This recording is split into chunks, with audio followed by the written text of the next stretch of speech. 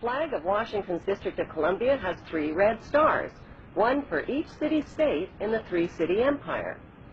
This corporate empire of 3 city-states controls the world economically through London's inner city, militarily through the District of Columbia, and spiritually through the Vatican. The Constitution for the District of Columbia operates under a tyrannical Roman law known as Lex Fori, which bears no resemblance to the U.S. Constitution. When Congress passed the Act of 1871, it created a separate corporate government for the District of Columbia.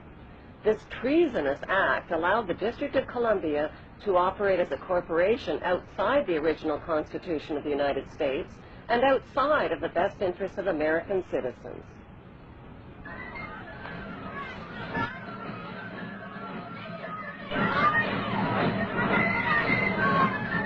A sobering study of the signed treaties and charters between Britain and the United States exposes a shocking truth. The United States has always been, and still is, a British Crown colony. King James I was famous not for just changing the Bible into the King James Version, but for signing the First Charter of Virginia in 1606. That charter granted America's British forefathers a license to settle and colonize America. The charter also guaranteed that future kings and queens of England would have sovereign authority over all the citizens and colonized land in America stolen from the Indians. After America declared its independence from Great Britain, the Treaty of 1783 was signed. That treaty specifically identifies the King of England as the Prince of the United States and contradicts the belief that America won the War of Independence. Although King George III of England gave up most of his claims over his American colonies, he kept his right to continue receiving payment for his business venture of colonizing America. If America had really won the War of Independence, they would never have agreed to pay debts and reparations to the King of England. When Congress passed the 13th Amendment to the Constitution, the U.S. President was made subservient to the King of England. The 13th Amendment is called the Title of Nobility Amendment and forbids U.S. presidents and their officials from using royal titles like king or prince or baron. For some mysterious reason, the 13th Amendment, which was ratified in 1810, no longer appears on current copies of the Constitution. America's blood-soaked War of Independence against the British bankrupted America and turned its citizens into permanent debt slaves of the king. In the War of 1812, the British torched and burned to the ground the White House and all U.S. government buildings and destroyed ratification records of the U.S. Constitution. 1 century later, a corrupt U.S. Congress committed the biggest theft in world history. They passed Paul Warburg's Federal Reserve Act in 1913, handing over America's gold and silver reserves and total control of America's economy to the Rothschild banksters. Most Americans still believe that the Fed, or Federal Reserve, is the government. It is not. The Fed is a privately owned banking system whose majority Class A shareholders are the Rothschilds, Warburgs, Kuhn and Loeb, J.P. Morgan, Rockefeller, Israel Seif, and the Lehman Brothers. This private banking cartel is the Fed and is never audited and never pays taxes. They print and design America's money, which displays their symbols of an Egyptian pyramid, a Masonic all-seeing eye, and the words "In God We Trust." Who exactly is the God they trust? They also collect American taxpayers' money through the IRS. Then they loan it back again with interest to pay for roads, bridges, and other public works. Most U.S. citizens believe that the United States is a country and that the President is the most powerful man on earth. The United States is not a country. It is a corporation, and the President is President of the Corporation of the United States.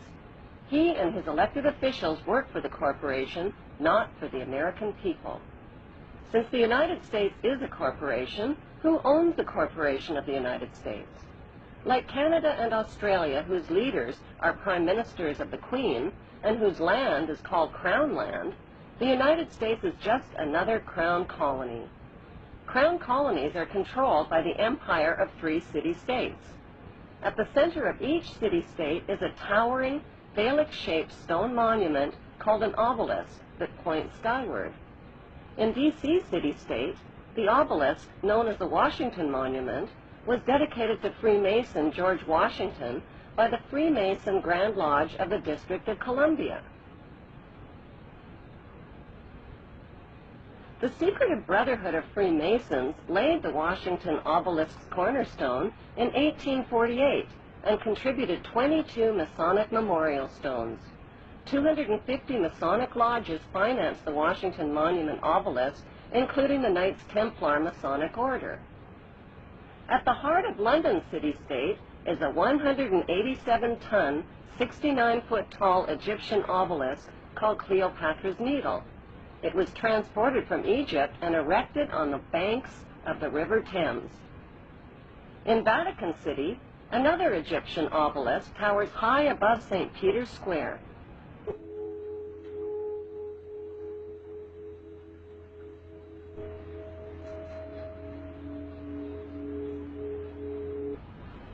What exactly is an obelisk? Obelisks are phallic-shaped monuments honoring the pagan sun god of ancient Egypt called Amun-Ra. The spirit of this pagan god is said to reside within the obelisk. Obelisks symbolize the phallus and fertility. At the base of the obelisk is a sunwheel circle symbolizing the vagina. Together, they depict male and female sexual union. Worshippers of Amun believe Amun is the supreme god and creator of all things, and can transform himself into other gods, like Osiris, the god of the underworld, or Seth, the god of evil and chaos. Since vowels were interchangeable in the biblical Hebrew language, Amun can be spelled A-M-E-N, A-M-O-N, O-M-O-N, or A-M-U-N. Today, Amun is one of the most popularly used words in the entire world. It is used in all languages by Christians, Muslims, Hindus, and Jews at the end of prayer. Without realizing it, people all over the world are praising Amun. The Old Testament of the Bible is the holy book of both Christians and Jews. Amun is repeated over and over again throughout the Bible and is hidden within the word Testament.